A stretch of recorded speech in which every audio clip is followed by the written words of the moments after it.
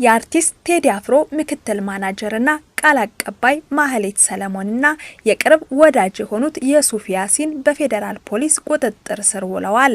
በከፍተኛ ፉክክር ሲጠበቅ የነበረው የሚስ ወርልድ ኢትዮጵያ የቁንጅና ውድድር አሸናፊዋን በይፋ አሳውቋል።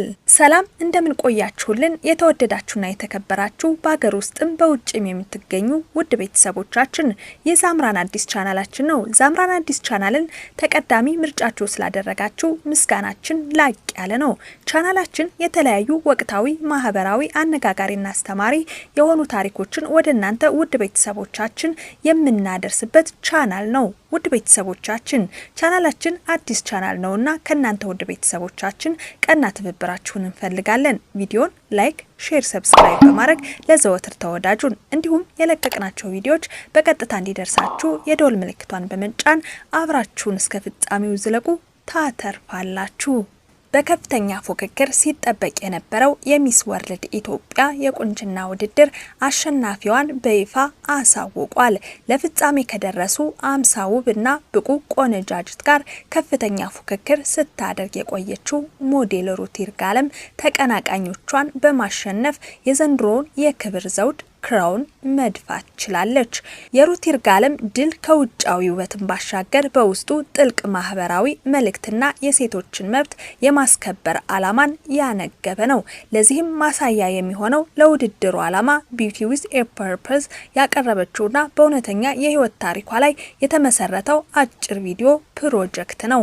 ተስፋ ወይም ሆፕ በሚል ርዕስ የተሰራው ይህ አጭር ፊልም አንዲት ወጣት የስራ እድል አገኘሁ ብላ በደስታ ወደ ተጠራችበት ቦታ ስትሄድ የደረሰባትን አሰቃቂ የስነ ልቦና ጫናና ትንኮሳ ቁልጭ አድርጎ ያሳያል።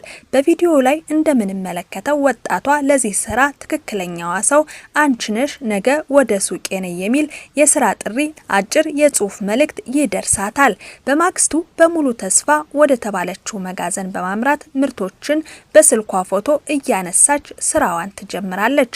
ሆኖም ባልጠበቀችው ሁኔታ አንድ ግለሰብ ከጀርባዋ መጥቶ ትከሻዋን በመያዝ ትንኮሳ ሲፈጽምባት በከፍተኛ ድንጋጤና ፍርሃት ስትሸሽ እናያለን።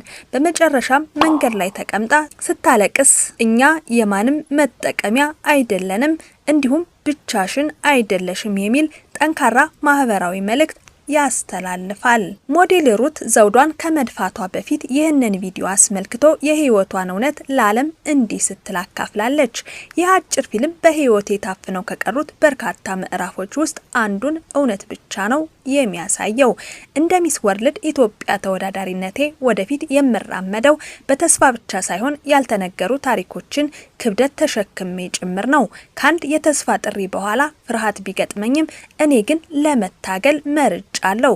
በሴቶች ማብቃትና በወጣቶች ልማት ላይ የተመሰረተው ይህ ፕሮጀክቴ ስለኔ ብቻ ሳይሆን ድምጿ ስለታፈነባት እያንዳንዷ ሴት እንዲሁም መደበኛ ህይወት ለመምራትና ሰርቶ ለማደግ ህልም ስላለው እያንዳንዱ ወጣት ነው። ዝምታዋን በመስበር ከፍ እንላለን። እርስ በርሳችን በመተጋገዝም እናድጋለን። የኔ ታሪክ ቦታ አለው፣ የናንተም እንዲሁ። ይቺ ወጣት ሞዴል ያሳየችው ድፍረትና ያነሳችው አሳሳቢ የሴቶች የስራ ቦታ ትንኮሳ ጉዳይ የዘንድሮውን የሚስ ወርልድ ኢትዮጵያ ውድድር የተለየ ክብደት እንዲኖረው አድርጎታል። ሩት ይርጋለም በቀጣይ ኢትዮጵያን በመወከል በዓለም አቀፍ የሚስ ወርልድ መድረክ ላይ ሀገሯን የምታስጠራ ይሆናል።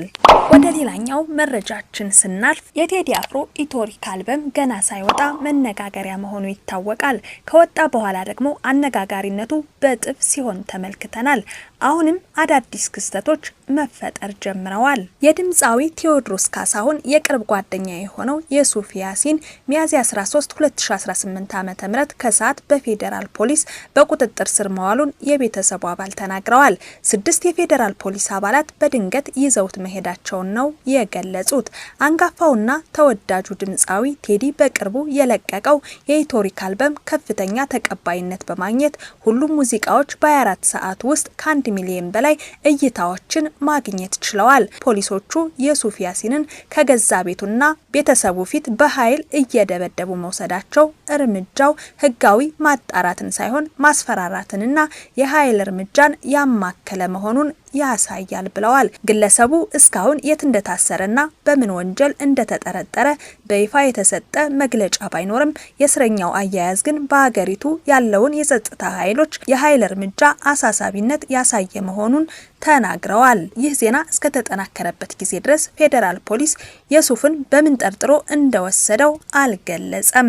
ሌላኛዋ በፌዴራል ፖሊስ ቁጥጥር ስር የዋለችው ማህሌት ሰለሞን ናት። በአንጋፋው ድምፃዊ ቴዎድሮስ ካሳሁን ቴዲ አፍሮ የቅርብ ሰዎችና የስራ ቡድን ላይ ያነጣጠረው የእስር እርምጃ ይበልጥ አሳሳቢ ወደሆነ ደረጃ ተሸጋግሯል። የድምፃዊው የቅርብ ወዳጅ የሱፍ ያሲን በፖሊስ መወሰዱን ቀደም ሲል የዘገብን ሲሆን አሁን የቴዲ አፍሮ ምክትል ማናጀርና ይፋዊ ቃል አቀባይ የሆነችው ማህሌት ሰለሞን በፌዴራል ፖሊስ አባላት በቁጥጥር ስር መዋሏ በቤተሰብ ምንጮች ተረጋግጧል። ማህሌት ሰለሞን ካረፈችበት አትላስ አካባቢ ከሚገኝ ሆቴል ውስጥ 6 በሚሆኑ የፌዴራል ፖሊስ አባላት መወሰዷን የዓይን እማኞችና ምንጮች ለዛሃበሻ ገልጸዋል። በትውልድ ኢትዮጵያዊነት በዜግነት ደግሞ ኦስትሪያዊት የሆነችው ማህሌት በአርቲስቱ የስራ ማኔጅመንት ውስጥ ትልቅ ሚና ያላት ቁልፍ የቡድኑ አባል ነች።